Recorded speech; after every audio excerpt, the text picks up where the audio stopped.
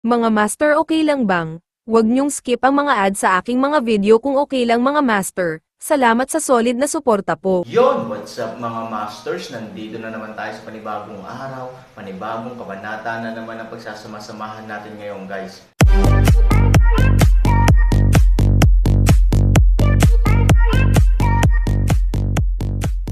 Bali mga masters, kung bago ka pa lang po sa aking YouTube channel, please click the subscribe button, lalong-lalo na po yung notification bell guys, para maging connected pa rin tayo sa isa't isa at maging updated kayo sa mga susunod ko pang video.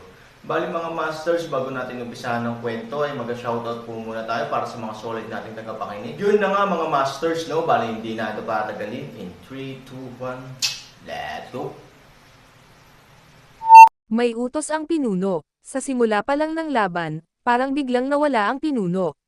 Nagpadala siya ng isang tao sa restaurant para hanapin si Han Sanchen, ngunit sinabi ng mga tao sa restaurant na wala na siya. Hiniling niya sa mga tao na ipagpatuloy ang paghahanap sa lungsod, hanggang sasabihin sa kanya ng Panginoong Luo na ilang oras nang nawawala si Han Sanchen. Walang makakahanap sa kanya, at nagpadala siya ng mga tao upang hanapin siya ng mahabang panahon, ngunit hindi nila siya mahanap. Napakadesperado ni Daoskar sa oras na iyon, ngunit pinigilan niya ang balita at hindi sinabi sa kanyang mga nasasakupan, sinabi lamang ito sa tatlo ni Hyjin. Ngayon, biglang dumating ang mga sundalo na may utos mula sa pinuno. Paanong hindi ito nakakagulat at nakakagulat sa kanilang apat? Utos ng Panginoon, nasaan ang Panginoon? Nagmamadaling hinailan ni Daoskar ang tao para magtanong, dahil sa sobrang kaba at excited, hinawakan pa niya ang braso ng munting sundalo gamit ang kanyang mga kamay nang hindi sinasadya. Sa kabutihang palad, lahat ay nakasuot ng gintong baluti, at ang gininto ang baluti sa brasong ito ay maaaring maprotektahan sila. Magsumbong ka sa commander, hindi alam ng maliit kung nasaan ang pinuno. Hindi mo alam kung nasaan siya, saan mo nakuha ang order. Ngayon lang ako pumunta sa gilid for convenience, pero biglang tumalon yung leader sa harap ko at pinadalhan ako ng message. Ano? Nag-aalalang sabi ni Scar. Hiniling ka ng pinuno na mag-camp at magpahinga sa lugar ngayong gabi, at hindi pinapayagan ang mga padalos-dalos na aksyon. What? Don't want me to act rashly. And, want me to camp and rest. Sa ganitong pagkakataon kung saan mababa ang moral ng kalaban, kung lalaban sila, hindi may iwasang magdulot sila ng malaking pinsala sa kalaban. Tinanong talaga ni Han Sanchen, tinanong ang sarili na huwag pumunta. Kung ito ay itinuturing na masinop, ito ay hindi makatwiran, ngunit ito ay isang medyo mapangahas na magtayo ng kampo. Ano ang agwat sa pagitan ng dalawang panig ngayon? Iyon ay langit at lupa. Dito ka nag-set up ng kampo, at kung magpapadala ang kaaway ng random squad para umatake, papatayin nito ang buong kabalyerya. Ito ay masyadong katawa-tawa, tama. Malinaw mong nakikita, ang pinuno talaga. Tanong ni Hyjin. Ito ay talagang anti-intelektual, ngunit kung iisipin mong mabuti, maaaring ito ay pandarayan ng kalaban. Ang layunin, syempre, ay umasa na gagawin nila ito, at pagkatapos ay sa gabi, maaari nilang samantalahin ang pagkakataon na maglunsad ng isang sorpresang pag-atake at talunin sila. Sabihin mo na lang sa sarili mo, paano natalo ang mga taong iyon sa labanan sa ganoong sitwasyon, paanong wala silang ibang ideya. Ngunit ang ikanalito ni Hyjin ay agad na tumango ang munting sundalo, sigurado ako, ito ang pinuno ng alyansa. Kakampi ba talaga? Nakikita ng maliit ang lahat, kaya walang alinlangan na ito ang pinuno ng alyansa, nagmamadaling sabi ni Xiaobing. Sa pagkakataong ito, lalong nalito si Hyjin, na sinundan ng isang grupo ng mga tao na may malalaking mata at maliliit na mata. Kung ang Panginoon talaga, bakit kakaiba ang utos niya? Na hindi umaayon sa lahat ng pangunahing loika sa larangan ng digmaan. Talaga, hindi talaga naniwala si Hyjin. Talaga, natakot ang pinuno na hindi ka maniwala sa akin, kaya binigyan niya ako ng isang espesyal na token at hiniling sa akin na ibigay ito sa iyo. Pagkatapos sabihin iyon, naglabas si Xiaobing ng token sa kanyang bulsa at ibinigay kay Scar. Kinuha ni Scar ang token, tiningnan ng maigi, at tumangala sa tatlo pa, itong token talaga ang pinuno. Ibig sabihin, ang nakakatakot na utos na ito ay talagang ibinigay sa atin ng pinuno. Damn, this is too. Hindi na kay Mix si Scar, hindi rin. Nakaimik si Hyjin. Sa katunayan, imposibleng makumpirma ang pagkakakilanlan ng pinuno, at least makakahanap siya ng dahilan para sa sirang utos na ito. Pero ngayon, Hyjin, anong gagawin ko kung utos talaga ng leader? Tanong ni Daoskar. Binigyan siya ni Hyjin ng galit na tingin, ano pa ba ang magagawa ko, gawin mo na. Pero masyadong delikado ang paglalagay ng kampo dito, di ba? Sobrang lapit natin sa kalaban, kung may sitwasyon man, tayo, hihiga lang tayo sa lupa at papatayin. Nag-aalalang sabi ni Scar, puno ng pagkainip si Hyjin, okay, nag-utos ang pinuno, ano ang magagawa natin? Kahit na gusto niyang iunat natin ang ating mga leeg sa harap ng kutsilyo ng kalaban ngayon, kailangan nating iunat ang ating mga leeg. Kumilos ka na. After the words fell, a group of people started to act. Damn it, anong ginagawa ng cavalry regiment? Damn, magtayo ng tent. May sakit sila. Fuck me, anong klaseng operasyon ito? Kanina pa sila desperadong nag-counter-charging, tapos ngayon ay nag-set up na naman sila. Hindi ko ba sila naintindihan? Matapang ba sila, pero, hindi ba sila takot sa kamatayan? Tama, ang mga hindi natatakot sa kamatayan lamang ang gagawa ng dalawang matinding bagay. Sa ilang sandali, sila ay naniningil ng buong tapang, at sa ilang sandali, sila ay nagtayo ng kampo sa isang mapanganib na sitwasyon, at walang alinlangan na sila ay naghahanap ng kamatayan. Lola, ang mga hanggal na ito. Sa tarangkahan ng lungsod, pinupuri ng mga manunood ang mga kabalyerya dahil sa kanilang katapangan at kasanayan sa pakikipaglaban, ngunit nitong segundo, isang grupo ng mga tao ang nanunuya. Walang ibang dahilan. Ang mga regimentong kabalyerya ay sadyang napakahirap para gumana sa ilalim ng gayong mapanganib na kapaligiran at tulad ng malapit na pag-atake. Kapag nagmamarcha at nakikipaglaban, hindi masamang magtayo ng kampo upang magkaroon ng maikling pahinga, ngunit ito ay isang pangkaraniwang bagay, ngunit ang problema ay sa pangkalahatan ang ganitong uri ng sitwasyon ay ang dalawang panig ay malapit sa lakas, o sila ay mapanatili ang isang tiyak na ligtas na distansya. Sa ganitong paraan, kapag ang kalaban ay naglunsad ng isang sorpresang pag-atake, ang punong tanggapan ay magkakaroon ng oras upang magtipon ng madalian at gumawa ng mga counter-attack. Ngunit kung nagtayo ka ng kampo sa ganoong ganap na kawalan at ang kaaway ay napakalapit sa iyo, pabayaan ang lahat ay hindi pa ito nakita, kahit nabasahin mo ang mga makasaysayang digmaan, natatakot ako na walang ganoong kaso. Gaya ng sinabi ni Hyjin, ito ay hindi naiiba sa paglalagay ng iyong sariling leeg sa ilalim ng kutsilyo ng ibang tao.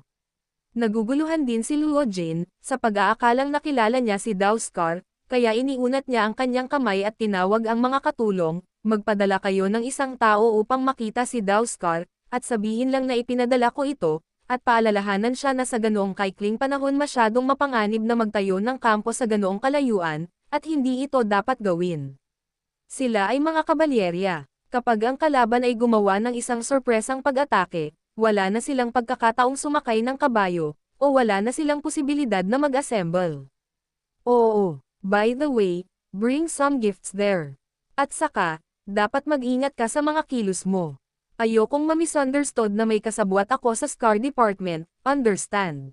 Ang mga nasasakupan ay dapat kumilos ng tahimik, at mangyaring magtiwala sa Panginoon ng lungsod.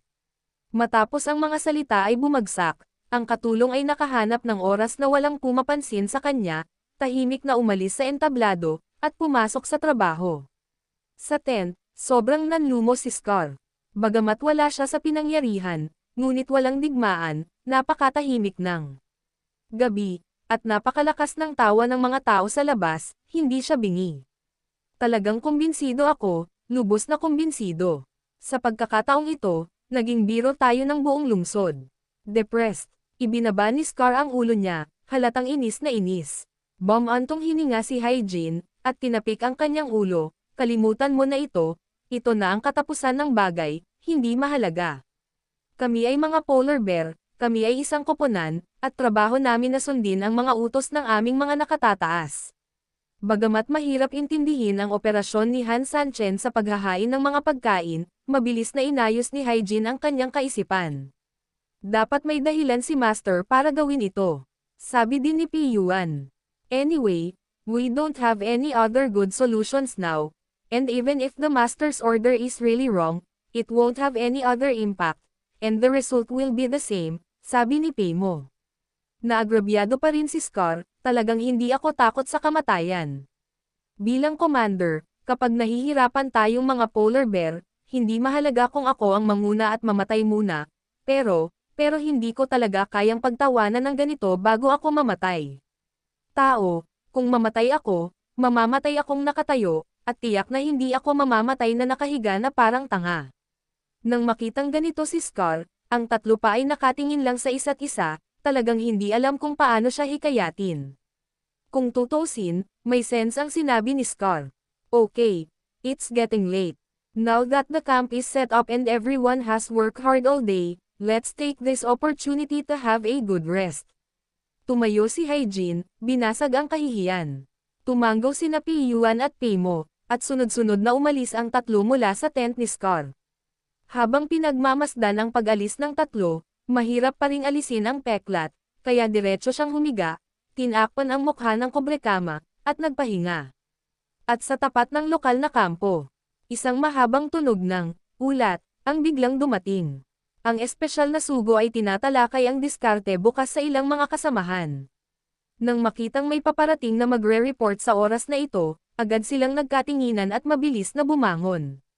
Ano ba kasing urgent? Magulat sa espesyal na sugo, sa tapat na posisyon, isang kakaibang bagay ang nangyari.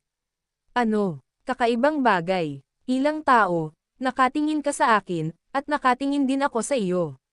Nagmamadaling sinabi ng espesyal na sugo, ano ang kakaiba? Sinabi ng especially iya, ang kalaban ay nagkakampo sa parehong lugar sa oras na ito. Ano? Magtayo ng kampo. Nang marinig ang sagot na ito, ang espesyal na sugo ay medyo nalito. Natarante rin ang ilan sa kanyang mga kasamahan. Sa ganoong distansya, sa totoo lang, as far as absolute advantage, nagtayo na lang sila ng ilang tent para taytirhan ng mga executive. Sa antas na ito, walang paraan upang pumunta sa antas na ito. Pagkatapos ng lahat, ang dalawang panig ay nasa digmaan, at si Han Sanchen ang tinawag na seryoso ng nasa itaas. Ang mga ganyang tao, dapat maging maingat, kaya, ngunit sinong mag-aakala na mayroon silang ganap na kalamangan, ngunit ang kalaban ay. Magkano ang na-install nila? Mayroong kahit 100 tent. Halos 100. Ibig sabihin, lahat ay may tirahan. Damn it, itong grupo ng mga tao ay talagang matapang na maglakas loob na gawin ito sa harap ng ating mga mata. Ito ay sadyang hindi tayo pinapansin. Iminumungkahi ko na ipadala kaagad ang mga tropa sa frontline para matinding atakehin ang kayabangan ng kalaban. Tama, hinayaan ko na lang silang makatakas ngayon, tapos naglakas loob silang maging talamak sa harapan natin. Kung magtitiis pa sila, hindi ba sila magtatalon sa ulo natin at tae? Ang lahat ay napuno ng matuwid na galit, ngunit ang espesyal na sugo ay direktang itinaas ang kanyang kamay, hindi. Sa pagbabalik tanaw sa karamihan, sinabi niya, lahat, binalaan ka ng mga matatanda na huwag kumilos ng walang ingat, nakalimutan mo na baka agad. Masyado silang nambubuli sa mga tao, at dapat ay tinuruan sila ng leksyon. Tama, kung hindi, masisiraan tayo ng mukha. Everyone, I understand the anger in your hearts. As a frontline commander, do you think I feel better than you? No, I am definitely more angry than any of you. However, if everyone think about it, kaya ba talaga silang magalit? Anyway, I am quite happy. Nang marinig ang mga salitang ito, lahat ay tumingin sa akin at ako ay tumingin sa iyo, na may ilang mga pagdududa. Kahit hindi ka magalit, hindi ka naman magiging masaya diba? Sabihin mo sa akin, paano nagbago ang isip mo? Bahagyang ngumiti ang espesyal na sugo, noong nasa kampo ako ng elder kanina, gusto kong magpadala ng mga tropa para ipagpatuloy ang pag-atake, ngunit sinabi ng elder na kung may ibang pakulo si Han Sanchen, ano ang dapat nating gawin, di ba? Tama, may intensyon ang matanda. Ngunit ano ang ibig sabihin nito? Ang espesyal na sugo ay patuloy na tumawa at nagsabi, ito ay nagpapaliwanag ng maraming mga problema. Ngayong si Han Sanchen ay nasa ilalim ng panggigipit mula sa ating hukbo, siya ay biglang gumawa ng isang mapangahas at kakaibang paraan. Pag-isipan mo ito, ano ang ipinapaliwanag nito? May posibilidad ba? Sex. Han Sanchen ay ginagawa ito ng kusa. Kung ito ay nagagalit sa atin o nagpaparamdam sa atin na siya ay may pagkukulang, siya ba ay manggana sa atin upang kumilos sa huli? Nang marinig ang mga salita ng espesyal na sugo, napakunot ang noo ng lahat. Mayroong katotohanan ang pahayag na ito. Nagalit ako ng ilang sandali, at halos hindi ako nag-isip ng mabuti. Tama, lohikal na sinabi ni Han Sanchen na dapat walang ganoong katanga. Kahit na ang isang tanga ay hindi gagawin ito, pabayaan siya. Maaaring may tunay na pandaraya dito. Tama, sinabi rin ng matanda na ang masamang mata ko lang ay malamang na hindi lahat ng barahan ni Han Sanchen, kaya dapat may backhand siya. Sa orihinal, dapat natin siyang salakayin sa mga normal na oras, kaya handa na rin siyang ngunit ngayon, bigla kaming tumigil sa pag-atake, kaya siya ay nagmamadali at naglagay ng ganoong postura, sinusubukan na akitin kami sa pain.